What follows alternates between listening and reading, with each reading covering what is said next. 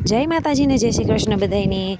જો આ છે ને બ્રેડ પડી હતી ને આજે થોડીક, તો હું ટ્રાય કરવાની હતી પહેલી વખત ગુલાબજાંબુ બનાવવાનું બ્રેડમાંથી। મેં 1-2 વખત રેસીપી જોઈ હતી ને, તો મેં કીધું ચાલો આજે ટ્રાય કરી લઈ। તો જો બધી સાઈડથી કિનારી કાઢી નાખી છરીથી, અને બધાય જો આવી રીતે મસ્ત કટકા કરી લીધા ને ભૂકા જેવા થોડાક એવા। પછી જો એમાં છે ને થોડુંક એવું દૂધ નાખી દીધું, આમ લોટ સરસ એવો બંધાય ને એવો કઠણાય નહીં અને પોચોય નહીં, તળી શકે ને સરસ તેલમાં છૂટા ન પડી જેવી રીતે। તો જો મસ્ત મજાનો છે ને લોટ બાંધીને અને તૈયાર થઈ ગયો। પછી નાના નાના એવા સરસ મજાના જાંબુના ગોળા વાળી લીધા।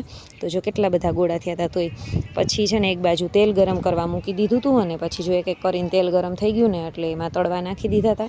અને બીજી બાજુ જો હું ચાસણીની તૈયાર કરતી હતી। બાઉલમાં છે ને મેં 2-3 ચમચી જેટલી 2-3 ચમચી આખી ભરીને અને ખાંડ નાખી, અને થોડુંક એવું પાણી નાખી દીધું ને એલચીને જો અધકચરી કરીને થોડીક અને ફોલીને અને નાખી દીધી ચાસણીમાં। તો જો મસ્ત મજાના ત્યાં સુધીમાં બ્રાઉન કલરના ગુલાબજાંબુ બનીને રેડી હતા, અને ચાસણીમાં જો નાખી દીધા હતા એક એક કરીને ડીપ થોડીક ગરમ હતી ને ત્યાં। તો જો મસ્ત મજાના બન્યા છે, હવે ચાખી તો ખબર પડે કેવા બન્યા।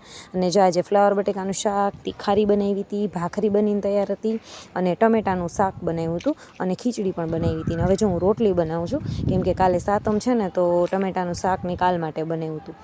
તો ચાલો મળીએ પાછા નેક્સ્ટ વિડીયોમાં। વિડીયો ગમે તો લાઈક કરજો।